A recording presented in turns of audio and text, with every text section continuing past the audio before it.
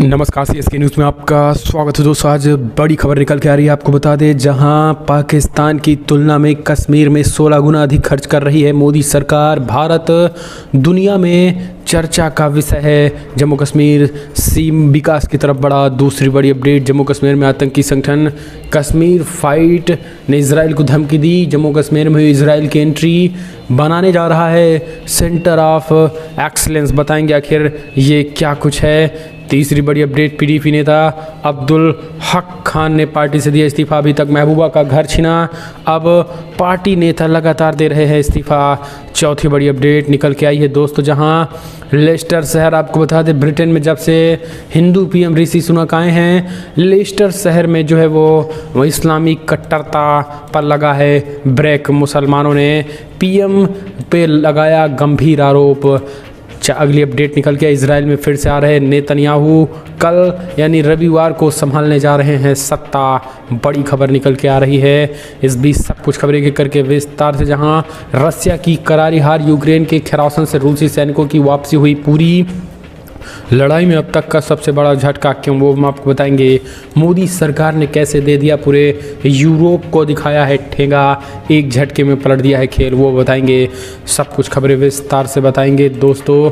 लेकिन उससे पहले एक छोटा सा निवेदन, अगर आपने चैनल को अभी तक सब्सक्राइब नहीं किया तो पल पल के अपडेट के लिए चैनल को सब्सक्राइब करें दोस्तों। और देश के इंडियन आर्मी के लिए जय हिंद लिखना मत भूलिएगा दोस्तों। दरअसल पहली बड़ी अपडेट निकल के आ रही है। आपको बता दें, पाकिस्तान को करारा झटका। जितना पूरे पाकिस्तान में खर्च नहीं करता है पाकिस्तान की सरकार, उतना केवल जम्मू कश्मीर में उससे 16 गुना ज़्यादा खर्च करती है मोदी सरकार। दुनिया में हो रही है चर्चा। जी हाँ, दरअसल पड़ोसी देश पाकिस्तान POK पे जितना खर्च करता है उसका 16 गुना ज़्यादा जम्मू कश्मीर पे खर्च करता है भारत। दुनिया के अन्य हिस्सों में भी अब उस मुद्दे पे चर्चा हो रही है।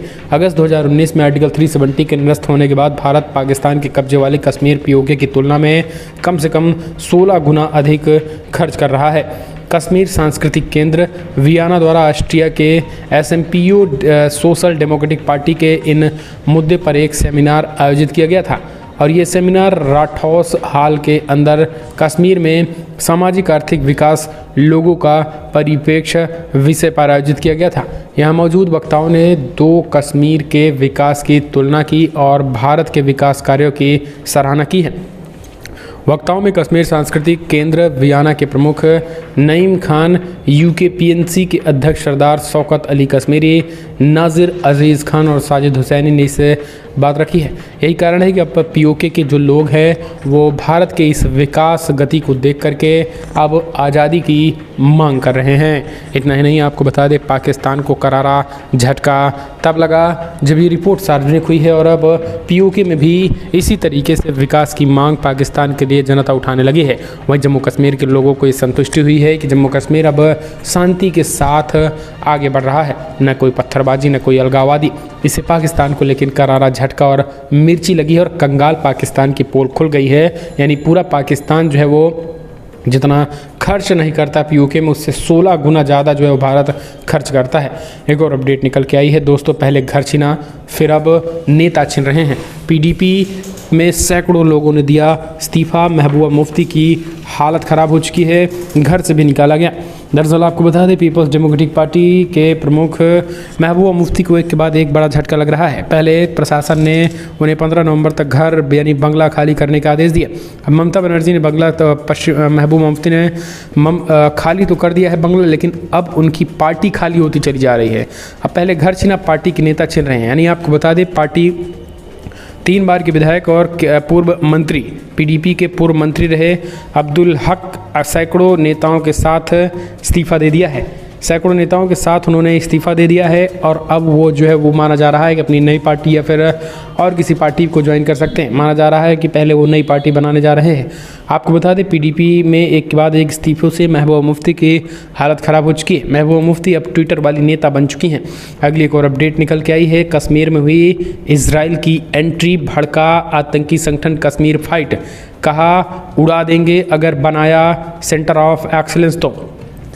जम्मू कश्मीर में इजराइल की एंट्री से आतंकी बिलबिलाने लगे हैं। आखिर क्यों, वो हम आपको बता ही देते हैं। जम्मू कश्मीर में इजराइल की ओर से 2 सेंटर ऑफ एक्सलेंस स्थापित किया जा रहा है। इसको लेकर स्थानीय आतंकी संगठन कश्मीर फाइट ने इजराइल को धमकी दे दी है। आतंकी संगठन का कहना है कि वो जम्मू कश्मीर में इजरायली कृषि उत्कृष्टता केंद्र नहीं बनने देगा। आतंकी संगठन ने इजराइल को धमकी देते हुए कहा है कि अगर वो जम्मू कश्मीर में अपनी सेंटर ऑफ एक्सलेंस बनाएगा तो वो इसे उसका खामियाजा भुगतना पड़ेगा। यानी आतंकी संगठनों ने इजराइल को धमकी दी है कि अगर आप जम्मू कश्मीर में आए तो फिर अंजाम बुरा होगा, तबाह कर देंगे, जम्मू कश्मीर में इजरायली संपत्तियों को निशाना बनाएंगे। इसके साथ ही आतंकी संगठनों ने स्थानीय लोगों से कहा है कि वे सेंटर के लिए इजरायलियों को अपनी ज़मीन न दें। अगर उन्होंने अपनी नहीं मानी तो वो भी टारगेट किए जाएंगे। यानी ज़मीन देने वालों को भी आतंकी धमकी दे रहे हैं। इस मामले में इंडिया टुडे की रिपोर्ट की माने तो जम्मू कश्मीर में सेंटर ऑफ एक्सलेंस इजराइल द्वारा सेटअप किया जा रहा है। जम्मू कश्मीर में 2 सेंटर ऑफ एक्सलेंस स्थापित किए जा रहे हैं।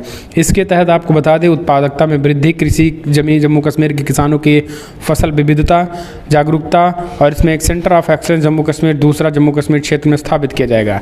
जम्मू कश्मीर क्षेत्र में फल और सब्जी अधिक उपज रही है और इसकी उत्पादकता जो वो सेंटर ऑफ एक्सलेंस की मदद से कृषि क्षेत्रों को बढ़ावा दिया जाता है। इसी बीच जो है वो इजरायली अधिकारियों ने कृषि में उत्कृष्टता केंद्र के लिए स्थानों की सूची बनाने के लिए जम्मू और कश्मीर का दौरा किया है, लेकिन आतंकी बिलबिला रहे हैं। कश्मीर इजराइल ने कहा है कि हम ऐसा करेंगे, आतंकियों से भी निपटेंगे। हम चलते हैं एक और अपडेट। G20 समिट में शामिल होंगे चीनी राष्ट्रपति शी जिनपिंग। जी हाँ, पीएम मोदी से क्या होगी मुलाकात, ये समझिए। दरअसल चीन के राष्ट्रपति शी जिनपिंग 14 से 17 नवंबर तक इंडोनेशिया के बाली शहर में होने वाले G20 नेताओं के शिखर सम्मेलन में हिस्सा लेंगे। पहले शी जिनपिंग के समिट में हिस्सा लेने पर संशय था, लेकिन शुक्रवार को चाइना के विदेश मंत्रालय ने राष्ट्रपति के इंडोनेशिया जाने की घोषणा कर दी है।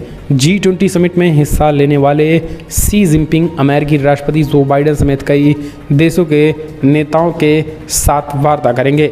प्रधानमंत्री नरेंद्र मोदी भी G20 समिट में हिस्सा लेंगे। ऐसे में भी ये चर्चा तेज हो गई है कि क्या बाली में पीएम मोदी और शी जिनपिंग के बीच कोई मुकाबला हो सकता है या फिर नहीं। हालांकि पीएम मोदी और शी जिनपिंग के बीच मुलाकात होगी या नहीं, इसको लेकर दोनों नेताओं की ओर से कोई आधिकारिक बयान सामने नहीं आया। एक और अपडेट निकल के आई है दोस्तों, बिग ब्रेकिंग। जब से हिंदू पीएम ऋषि सुनक ब्रिटेन में बने हैं, लेस्टर में हिंदुओं के साथ झड़प नहीं कर रहे मुसलमानों ने लगाए हिंदू पीएम बोरिस पे गंभीर आरोप। दरअसल Bharat Pakistan Asia cup cricket match के बाद लंदन के विभिन्न मोहल्ले में बढ़ती झड़पें जो हैं वो अब धीरे धीरे कम हो चुकी हैं, लेकिन लेस्टर शहर में आपको बता दें मुसलमानों ने जो है वो अब हिंदू पीएम ऋषि सुनक को अपने निशाने पे ले रखा है। दरअसल आपको बता दें वहाँ पर कई मुस्लिम संगठनों ने हिंदू पीएम ऋषि सुनक का विरोध कर रहे हैं। उनका कहना है कि लेस्टर शहर में मुसलमानों को प्रताड़ित किया जा रहा है। जब से Bharat Pakistan Asia cup cricket में जब से पाकिस्तानियों ने भारतवंशियों के साथ साथ वहाँ के भारतवंशियों को जब से झड़प हुई है, तब से सरकार बनने के बाद उनका कहना है कि वो ज़बरदस्ती पाकिस्तान भेज रहे हैं। यानी ऋषि सुनक जो है वह ऐसे मुसलमानों को चिन्हित करके पाकिस्तान भेज रहे हैं। सबसे बड़ी बात यह है कि वही मुसलमान हैं जो पूरी दुनिया में जाकर के आतंक फैलाते हैं, वही ब्रिटेन में ये करने की हिंदुओं से भिड़ने की भी कोशिश की थी। हालांकि अब वहाँ की सरकार उनको एक एक उठा करके पाकिस्तान भेज रही है। ऐसे लोगों को चिन्हित किया जा रहा है। सबसे बड़ी बात यह है कि यही मुसलमान जब सऊदी में भिड़ते हैं तो सऊदी अरब के लोग, यूएई की सरकार, सऊदी की जो लोग हैं वो भी वहाँ से उनको भेजते हैं, लेकिन उन पर आवाज़ नहीं उठाते हैं। अब ब्रिटेन में ऋषि सुनक का विरोध कर रहे हैं। अगली एक और अपडेट, इजराइल में फिर आ रहा है बेंजामिन नेतन्याहू का युग। रविवार को यानी कल संभालने जा रहे हैं सत्ता। इजराइल में एक बार फिर से बेंजामिन नेतन्याहू युग आने वाला है। इससे लंबे समय तक देश के प्रधानमंत्री रह चुके नेतन्याहू रविवार यानी कल सत्ता संभालेंगे। शुक्रवार को आधिकारिक बयान में इस बात की जानकारी दी गई। सांसदों के साथ विचार विमर्श के बाद इजराइल की प्रेसिडेंसी ने बताया है कि पूर्व प्रधानमंत्री बेंजामिन नेतन्याहू रविवार को नई सरकार बनाने के लिए आधिकारिक जनादेश हासिल कर लेंगे। गौरतलब है कि 1 नवंबर को हुए चुनाव में नेतन्याहू और दक्षिणपंथी सहयोगियों ने संसद में स्पष्ट बहुमत हासिल किया था। इसके साथ ही इस दिग्गज राजनेता ने सत्ता में वापसी की। आपको बता दें तमाम राजनीतिक गतिरोधों ने बेंजामिन नेतन्याहू का रास्ता रोक दिया था। इसके चलते इजराइल में पिछले 4 सालों से भी कम समय में 5 बार चुनाव कराने पड़े। इजराइल की 120 सदस्यीय विधायिका के 64 प्रतिनिधियों ने सिफारिश की कि राष्ट्रपति इसहाक हरजोग नेतन्याहू को अपॉइंटमेंट करे। एक और अपडेट निकल के ईरान ने किया हाइपरसोनिक मिसाइल बनाने का दावा। जी हां, दरअसल गुरुवार को एक ईरानी जनरल ने हाइपरसोनिक मिसाइल बनाने का दावा ठोक दिया है। अंतर्राष्ट्रीय बिरादरी के कान खड़े कर दिए हैं। ईरान का दावा है कि दुनिया का कोई भी एयर डिफेंस सिस्टम इस मिसाइल को पकड़ नहीं सकता है। हालांकि आपको बता दें, वैसे भी रसिया और ईरान एक होते दिखाई दे रहे हैं। अमेरिका के खिलाफ रूस और ईरान की यह गठजोड़ दुनिया को भारी पड़ सकता है। एक और अपडेट, यूक्रेन के खिरासन में रूसी सैनिकों की वापसी। पूरी लड़ाई में अब तक सबसे बड़ा झटका। यूक्रेन के खिरासन शहर में रूसी सैनिकों की वापसी पूरी हो गई है। रूस के रक्षा मंत्रालय ने शुक्रवार को कहा है कि उसने यूक्रेन के दक्षिणी खिरासन क्षेत्र में नीपर नदी के पश्चिमी किनारे से अपनी सैनिकों को वापसी बुला ली है। रूस की सरकारी समाचार एजेंसियों ने मंत्रालय के हवाले से एक बयान में कहा है कि शुक्रवार सुबह 5 बजे सैनिकों की वापसी पूरी कर ली गई है। अभी सैनिक जो है सैन्य इकाई वहाँ नहीं है। जिन क्षेत्रों में रूस की सेना सैनिकों की वापसी की है उनमें खुरासन भी शामिल है। हालांकि आपको बता दें, ये चीज़ें तब हुई जब विदेश मंत्री एस जयशंकर ने बातचीत की बात रूस में जाकर कही हुई थी। एक और अपडेट निकल के आई है दोस्तों, बिग ब्रेकिंग। ट्विटर के दिवालिया होने की आशंका, एलन मस्क ने खुद दी चेतावनी। ट्विटर के नए मालिक एलन मस्क ने सोशल मीडिया प्लेटफॉर्म के दिवालिया होने की आशंका जताई। रिपोर्ट्स के मुताबिक अरबपति मस्क ने ट्विटर के कर्मचारियों से कॉल पर कह दिया है कि दिवालिया होने की संभावना से इनकार नहीं किया जा सकता। मस्क ने 2 हफ्ते पहले ट्विटर को $44 अरब में खरीदा था। क्रेडिट एक्सपर्ट्स ने तभी कह दिया था कि इस महंगे सौदे का ट्विटर को वित्तीय स्थिति पर सीधा असर पड़ने वाला है। ट्विटर के 2 बड़े एग्जीक्यूटिव रोयल रोथ और रॉबिन हिलर ने अपने पद से इस्तीफा दे दिया है। उन्होंने बुधवार को मस्क के साथ ट्विटर स्पेस चैट को मॉडरेट किया, जहां विज्ञापनदाताओं के दूर होने की चिंता को शांत करने की कोशिश की गई। बताया जा रहा है कि रोध और हिलर ने इसे लेकर पूछे गए सवालों की बात कही है। अगली एक और अपडेट निकल के आई है दोस्तों, जहां इमरान खान को लगी थी गोली, वहीं फिर से शुरू किया लॉन्ग मार्च। दरअसल पाकिस्तान तहरीक इंसाफ लॉन्ग मार्च फिर से शुरू हो गया है। इस्लामाबाद तक के संघर्ष मार्च पंजाब प्रांत के वजीराबाद स्थित उसी स्थान में शुरू होगा, जहां पिछले हफ्ते पार्टी प्रमुख पूर्व प्रधानमंत्री इमरान खान पे प्राणघातक हमला हुआ था। हकीकी आज़ादी असली आज़ादी मार्च 3 नवंबर को 70 वर्षीय खान पर हमले के बाद स्थगित कर दी गई थी। खान जल्द चुनाव कराने की मांग को लेकर ये मार्च निकाल रहे थे। ये मार्च जब वजीराबाद पहुंचा तब ट्रक पर उसे कंटेनर और बंदूक दाग दिए थे। एक और अपडेट निकल के आई है दोस्तों, राजीव गांधी की हत्या के 6 दोषी सलाखों से आए बाहर। सुप्रीम कोर्ट ने दिया बड़ा आदेश।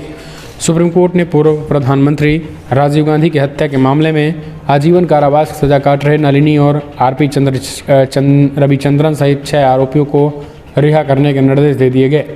अदालत ने अपने फैसले में कहा है कि दोषियों के जेल में अच्छे आचरण के कारण रिहाई का आदेश दे दिया गया है। इससे पहले मई महीने में सुप्रीम कोर्ट अदालत ने मौत की सज़ा पाने वाले दोषी पेरालिबन को भी रिहा करने का आदेश दिए थे।